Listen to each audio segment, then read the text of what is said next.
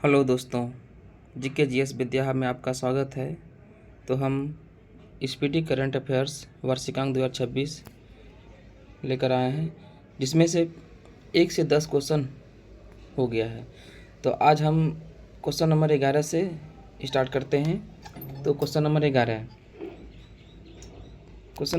है कि भारतीय महिला रिकवर टीम ने शंघाई तीरंदाजी वर्ल्ड कप 2026 में कौन सा पदक जीता है?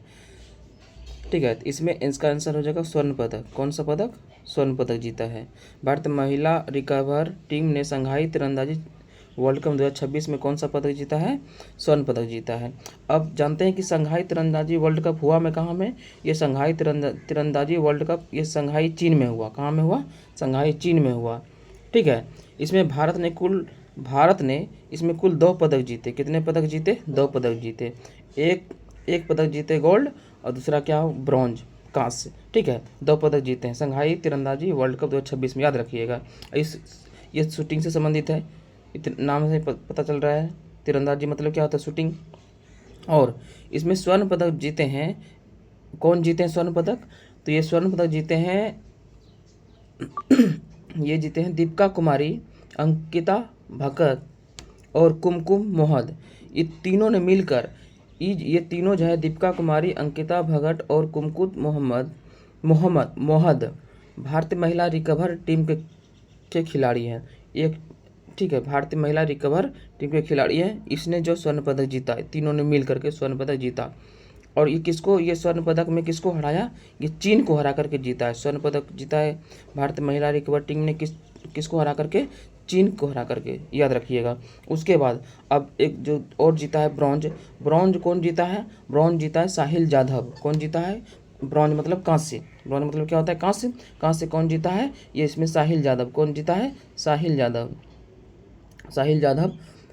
ठीक है, आई साहिल जाधव ने ये पुरुष कंपाउंड व्यक्तिगत स्पर्धा में जीता है कांस्य पदक। ठीक है, और यह डेनमार्क को हरा कर जीता है। साहिल यादव ने कांस्य पदक जीता है पुरुष कंपाउंड व्यक्तिगत स्पर्धा में डेनमार्क को हरा करके।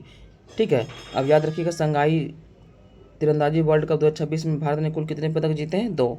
ठीक है, अगला क्वेश्चन नंबर 12 कह रहा है कि हाल ही में कहाँ स्थित डुकोनो ज्वालामुखी में विस्फोट हुआ? डुकोनो ज्वालामुखी कहाँ है? इंडोनेशिया में। कहाँ है? इंडोनेशिया में। डुकोनो ज्वालामुखी कहाँ है? इंडोनेशिया। ठीक है, इंडोनेशिया में है। और जानते हैं इंडोनेशिया के बारे में। इंडोनेशिया की राजधानी कहाँ है? जकार्ता। और एक आसियान का मुख्यालय कहाँ है? जकार्ता में। ठीक है, आसियान का मुख्यालय कहाँ है? जकार्ता। ASEAN, ASEAN. ठीक है, आसियान का मुख्यालय कहाँ है? जकार्ता में। ठीक है, और आसियान का फुल फॉर्म क्या होता है? Association of south east Asian nation. ठीक है, और इसका स्थापना हुआ था आसियान के 8 अगस्त 1967 में। कहाँ में? बैंकॉक के थाईलैंड में हुआ था। ठीक है, इसमें आसियान में पहले 10 देश हुआ करते थे और इसमें अभी 11वां देश जुड़े हैं। उसका नाम क्या है? Timor Leste. और 11वां देश तिमोर लेस्टे। और तिमोर लेस्टे की राजधानी याद रखिएगा दिल्ली नहीं दोस्त, दिल्ली DILI, दिल्ली। क्या है? तिमोर लेस्टे की राजधानी क्या है? दिल्ली। ठीक, उसके बाद हो गया। अगला क्वेश्चन चलते हैं और इसमें जान लेते हैं इंडोनेशिया में अभी हाल फिलहाल में कौन कौन से ज्वालामुखी और बहुत सारे फटे हैं, तो उसके बारे में। तो देखिए, डुकोनो ज्वालामुखी इंडोनेशिया में, उसका भी विस्फोट हुआ। ठीक है, डुकोनो ज्वालामुखी कहाँ? इंडोनेशिया में है। और माउंट सुमेरु ज्वालामुखी इंडोनेशिया में है। माउंट मेराबी ज्वालामुखी इंडोनेशिया में है, चर्चित है ये सब। और है माउंट लेबो टोबी लौकी ज्वालामुखी। ये सब जो है इंडोनेशिया के चर्चित ज्वालामुखी जो हमेशा फटते रहते हैं, उसका विस्फोट होते रहता है। ठीक, अगला क्वेश्चन नंबर 13 है कि भारत की पहली AI एवं डिजिटल संचालित बैंक कहाँ शुरू किया गया है? ये शुरू किया गया है असम में। कहाँ शुरू किया गया? असम में। ठीक है, कहाँ शुरू किया गया? असम में। भारत की पहली AI एवं डिजिटल संचालित बैंक कहाँ शुरू किया गया? असम में। और जान लेते हैं हम लोग कि AI के बारे में थोड़ा जान लेते हैं। AI आर्टिफिशियल इंटेलिजेंस होता है। और AI में भारत का पहला AI विश्वविद्यालय महाराष्ट्र में खुला है। ठीक है, भारत का पहला AI स्कूल केरल में खुला है। भारत का पहला AI आंगनबाड़ी भी महाराष्ट्र में खुला है। ठीक है, उसके बाद अगला क्वेश्चन नंबर 14 कह रहा है कि बहुपक्षीय अभ्यास बहुपक्षीय अभ्यास प्रगति 2026 कहाँ आयोजित किया गया? ये जब प्रगति 2026 अभ्यास कहाँ आयोजित किया गया? ये मेघालय में। कहाँ किया गया? मेघालय में।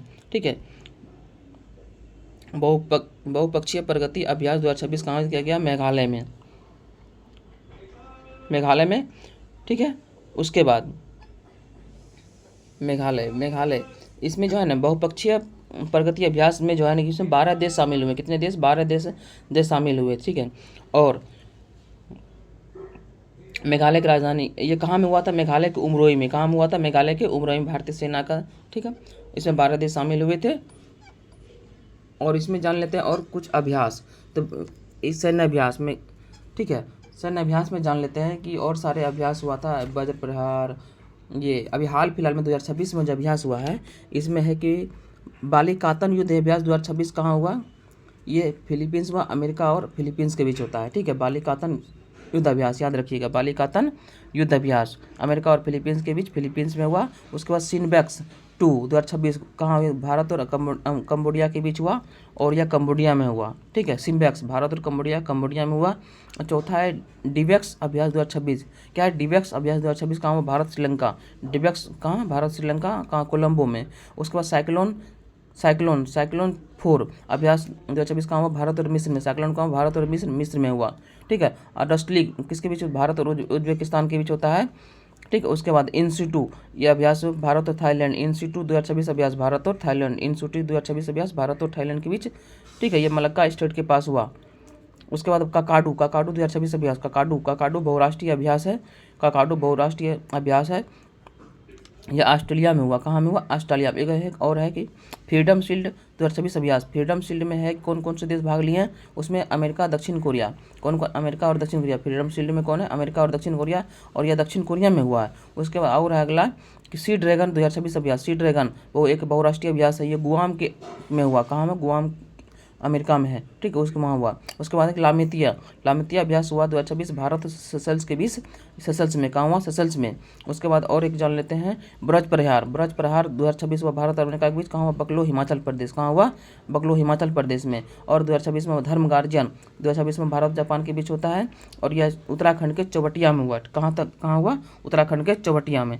ठीक है, उसके बाद आगे चलते हैं।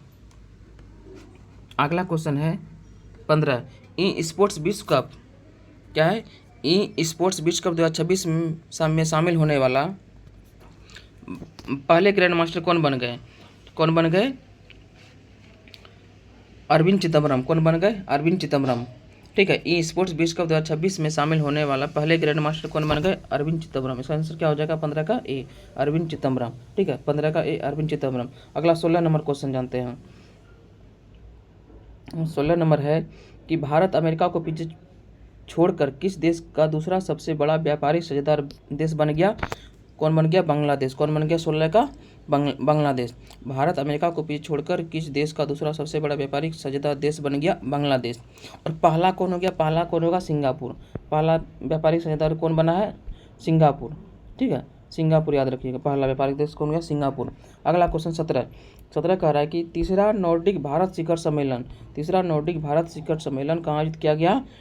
ये आयोजित किया गया है कहाँ पर? ओस्लो में। कहाँ आयोजित किया गया? ओस्लो में। तीसरा नॉर्डिक भारत शिखर सम्मेलन कहाँ आयोजित किया गया? ओस्लो में। ओस्लो कहाँ क्या है? ये नॉर्वे की राजधानी है। नॉर्वे की राजधानी क्या है? ओस्लो। ठीक है, और स्टॉकहोम किसकी राजधानी है? स्वीडन की राजधानी स्टॉकहोम है। हेलसिंकी फिनलैंड की राजधानी है, और कोपेनहेगन डेनमार्क की राजधानी है। ठीक है, अगला क्वेश्चन 18 नंबर क्वेश्चन कह रहा है कि एशियाई अंडर 15 और अंडर 17 चैंपियनशिप 2026 में भारत ने कुल कितने पदक जीते हैं? भारत ने कुल 27 पदक जीते हैं। कितने पदक जीते हैं? भारत ने कुल 27 पदक जीते हैं। Option number D. किसका आंसर क्या होगा? ऑप्शन नंबर डी, कुल 27 पदक जीते हैं। और एशियाई अंडर 15 और 17 चैंपियनशिप कहाँ में हुआ? ये ताशकंद उज्बेकिस्तान में हुआ। कहाँ में हुआ? Tashkent Uzbekistan. ठीक है, ताशकंद उज्बेकिस्तान में याद रखिएगा। उसके बाद है क्वेश्चन नंबर 19। क्वेश्चन नंबर 19 है कि कैट ए क्वालिफाइड फ्लाइंग इंस्ट्रक्टर बनने वाली भारतीय वायुसेना की पहली महिला अधिकारी कौन बन गई? सान्या। एक स्क्वाड्रन लीडर है सान्या। कौन बनी है? स्क्वाड्रन। कैट ए क्वालिफाइड फ्लाइंग इंस्ट्रक्टर बनने वाली पहली भारतीय वायुसेना की पहली महिला अधिकारी कौन बन गई? एक स्क्वाड्रन लीडर सान्या को बनाया गया। उसके बाद अगला क्वेश्चन नंबर 20 में है कि बौद्ध भिक्षुओं के समूह में शामिल होने वाला पहला रोबोट कौन बना? बौद्ध भिक्षुओं के समूह में शामिल होने वाला पहला रोबोट कौन बन गया? गोबी रोबोट। इसको गोबी या गाबी बोलते हैं। क्या बोलते हैं इसको? गाबी रोबोट। ठीक है, गाबी रोबोट। कौन सा रोबोट? गाबी रोबोट। ये कहाँ, ये जो है ना गाबी रोबोट क्या है? तो गाबी रोबोट जो है ना, ये दक्षिण कोरिया के सबसे बड़े बौद्ध, ठीक है, बौद्ध संप्रदाय जोगीय ऑर्डर ने इसे आधिकारिक तौर पर दीक्षा दी। किसको? गाबी रोबोट को दिया। किसके द्वारा? दक्षिण कोरिया के द्वारा, याद रखिएगा। उसके बाद अगला क्वेश्चन है क्वेश्चन नंबर 21। क्वेश्चन नंबर 21 है कि अंतर्राष्ट्रीय बिग कैट अलायंस IBCA का 26वां सदस्य देश कौन बन गया? सऊदी अरब। कौन बन गया? सऊदी अरब। अंतर्राष्ट्रीय बिग कैट अलायंस का 26वां सदस्य देश कौन बन गया? सऊदी अरब। ठीक है, सऊदी अरब बन गया। उसके बाद IBA अंतर्राष्ट्रीय बिग कैट अलायंस का हेडक्वार्टर कहाँ है? नई दिल्ली में। कहाँ है? नई दिल्ली में। ठीक है, इसका हेडक्वार्टर कहाँ पे है? नई दिल्ली में। और जो है इसकी स्थापना जो है ना, इसकी स्थापना 9 अप्रैल 2023 को हुआ। ठीक है, भारत के द्वारा किया गया। ठीक है, याद रखिएगा। अंतर्राष्ट्रीय बिग कैट अलायंस की स्थापना भारत के द्वारा किया गया 9 अप्रैल 2023 में हुआ है। ठीक है, ये अलायंस है। इस अलायंस का गठन विश्व भर में पाई जाने वाली 7 प्रमुख प्रजातियों के लिए किया गया है। तो उसमें और ये 7 प्रजाति कौन कौन है? इसका नाम देखिए। पहला है क्या? शेर। पहला प्रजाति शेर के लिए किया गया। दूसरा बाघ है। तीसरा तेंदुआ है। चौथा हिम तेंदुआ है। फिर चीता है। फिर जगुआर है और प्यूमा। इस 7 प्रमुख प्रजातियों के लिए अंतर्राष्ट्रीय बिग कैट अलायंस की स्थापना की गई थी, भारत सरकार के द्वारा किया गया था। ठीक है, उसके बाद अगला जानते हैं। ये अंतर्राष्ट्रीय और जो है ना, ये अंतर्राष्ट्रीय बिग कैट अलायंस के ये औपचारिक घोषणा किया गया था 23 जनवरी 2025 में।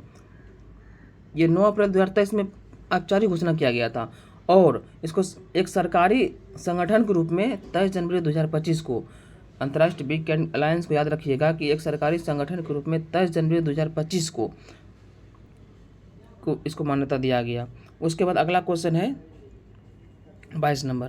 क्वेश्चन नंबर 22 में जानते हैं कि गढ़चिरौली जिसे नक्सल मुक्त घोषित किया गया है, गढ़चिरौली जिसे नक्सल मुक्त घोषित किया गया है, ये किस राज्य में स्थित है?